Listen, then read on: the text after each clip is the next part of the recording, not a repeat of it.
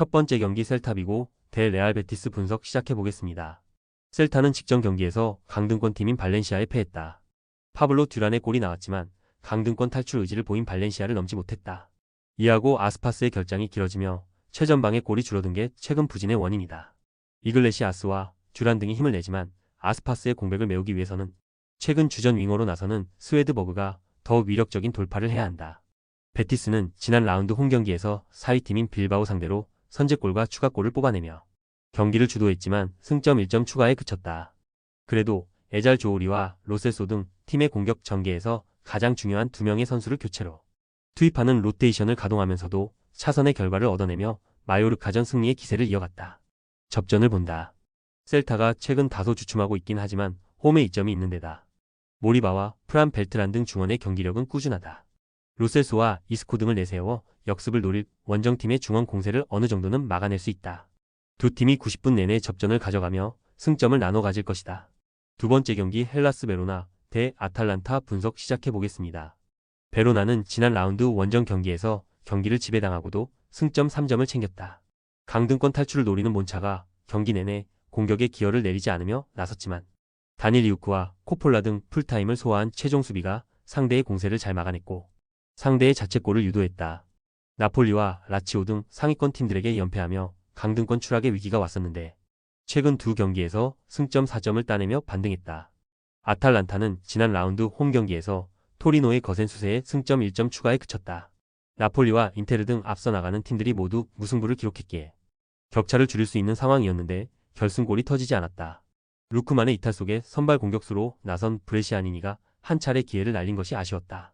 아탈란타의 승리를 본다. 베로나는 세다르와 레다벨라하인 등이 투 볼란치로 나서 상대의 중원 공세를 막아내려 할 것이다. 그러나 파살리치와 데룬, 에데르송의 중원 조합을 가동할 아탈란타 상대로 어려운 경기가 될 것이다. 루크만의 공백이 있지만 대 케텔라에르와 사마르지치가 원톱 레테기를 경기 내내 지원할 아탈란타가 승리할 것이다. 세 번째 경기 도르트문트 대 슈투트가르트 분석 시작해보겠습니다. 도르트문트는 현재 리그 11위로 최근 수년간 최악의 순위에 처져 있다. 그러나 내용을 보면 그리 실망할 상황은 아니다. 지난 라운드 하이덴하임전 승리를 따내며 4위 팀에 승점 4점 차로 따라붙었고 연승을 달린다면 순위를 크게 끌어올릴 수 있다. 확실한 마무리를 보여주는 세루 기라시가 최전방에서 존재감을 보이는 데다 아데에미와 브란트 등 2선에서 지원할 선수들을 앞세워 난적 사냥에 나선다. 슈투트는 리그에서 연패를 당했다. 마인츠와 글라드 바흐 등 맹렬히 추격하는 팀들 상대로 승점 추가를 하지 못했기에 선두권과 격차가 더 벌어졌고 이제 연패 탈출을 해야 한다. 그러나 도르트문트에 비해 상황이 더 좋지 않다. 주중에 아우크스 상대로 홈이었지만 포칼컵 일정이 있었기에 주축 선수들의 체력 누수가 크다. 도르트문트의 승리를 본다. 다음 일정이 중요한 챔스 플레이오프지만 상대에 비해 여유로운 일정이기에 굳이 로테이션을 돌릴 이유가 없다. 중원에 나설 자비처와 그로스가 활동량을 크게 가져가며 상대에게 체력적 부담을 안길 것이고 브란트가 안정적인 공격 전개를 이어나갈 도르트문트가 홈의 이점을 살리며 연승에 성공할 것이다. 네 번째 경기 호펜하임 대 유니온 베를린 분석 시작해보겠습니다. 호펜하임은 유로파 탈락이 어쩌면 팀을 위해서 더 나은 결과일 수 있다. 분데스리가에서 이번 시즌 내내 하위권에 머물고 있기에 강등에 대한 위험이 큰데 포칼컵과 유로파 조기 탈락으로 인해 리그에만 집중할 수 있는 여건을 만들었다. 크라마리치가 지난 라운드 부상 여파로 결장했고 이번 라운드 출전도 장담하긴 어렵지만 레버쿠젠 상대로 골을 기록한 오르반을 비롯해 흘로젝과 비슈프 등이 공격을 이끌 수 있다. 우니온 역시 상황이 좋지 않다. 호펜하임보다 승점 2점 앞선 14위지만 좀처럼 부진해서 헤어나오지 못하고 있다. 최전방 공격수 역할을 하는 홀러바흐가 시즌 4골을 기록 중이지만 그를 제외하면 팀에서 3골을 넣은 선수도 없을 정도로 문전 앞 마무리가 불안하다. 정우영은 조커 역할을 하지 못했고 스카르크도 부진하다. 호펜하임의 승리를 본다. 우니온은 캐디라와 야닉, 하버러 등 수비 보호가 되는 중앙 미드필더진이 있다. 그러나 두 경기 연속 무득점에 그칠 정도로 공격 전개가 불안하다. 유라색과 뷰터 등 측면 돌파에 능한 선수들이 홈에서 돌파로 기회를 볼 것이고 흘로제기 문전 앞 찬스를 마무리할 홈팀이 승리할 것이다. 다섯 번째 경기 프라이부르크 대 하이덴하임 분석 시작해보겠습니다. 프라이부르크는 지난 라운드 원정 경기에서 터진 실티리아의 결승골로 보험을 잡고 연패를 벗어났다. 미넨과 프랑크푸르트 등 상위권 팀들에 연패하며 중위권으로 추락했었는데 분위기 전환을 위한 결과를 냈다. 홈에서는 워낙 강점을 보이지만 원정 승리를 따내며 반등했고 이제 연승을 노린다. 그레고리치가 원톱으로 나서 최전방 공격을 주도할 것이고 그리포와 도안, 딩키 등이 적극적인 침투를 할 것이다. 하이덴하임은 우니온을 잡으며 후반기를 기분 좋게 시작했다. 그러나 이후 펼쳐진 4경기에서 승점 1점 추가에 그치며 강등권 팀들에게 추격의 빌미를 허용했다. 전혀 출전한 컨퍼런스 리그에서는 24강 플레이오프에 진출하며 선전했지만 이대로 가다간 강등도 가능하다.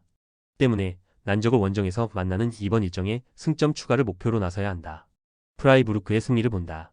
하이덴하임은 지난 시즌 팀을 상위권으로 이끌었던 주축 선수들이 모두 떠난 공백을 메우지 못했다. 쇼프너의 중원 존재감은 있지만 파이링거와 시엔자 등이 마무리에 고전 중이다. 회플러의 안정적인 패싱 게임 전개 속에 경기 주도권을 가져올 것이고 그리포와 딩키가 측면 돌파로 기회를 노릴 프라이부르크가 승리할 것이다. 6번째 경기 볼프스부르크 대 레버쿠젠 분석 시작해보겠습니다. 볼프스는 지난 원정 경기에서 리그 3위인 프랑크푸르트에 패하지 않았다. 원정 일정이었기에 고전이 유력해 보였는데 승점 1점을 따내며 안정적인 후반기를 이어가고 있다. 전반기에 선발 출전이 적었던 요나스 빈이 주전 스트라이커로 나서 팀의 공격을 잘 이끌고 있고 아놀트와 스반베리의 중원 영향력도 확실하다.